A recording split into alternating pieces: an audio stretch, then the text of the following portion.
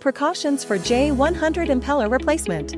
During agricultural drone operations, if the water pump fails to dispense liquid smoothly due to excessively high chemical concentration or residue buildup, it's necessary to inspect whether the pump is clogged and promptly replace the pump impeller with a new one. First, dismantle the water pump from the tank. Unscrew the fixed water pipe nut. Then the fixed water pump nut. Gently pull out the water pump and water pipe. Remove the R-shaped ring. Pull out the cotter pin and loosen to remove the upper and lower parts. Next, manually check if the impeller rotates smoothly. If it can rotate freely for more than one full turn, it indicates the impeller is intact.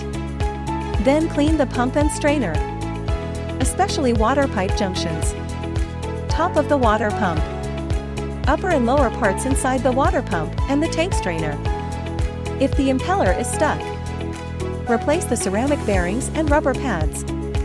Once replaced, ensure the impeller can smoothly rotate for more than one full turn. Finally, install the water pump.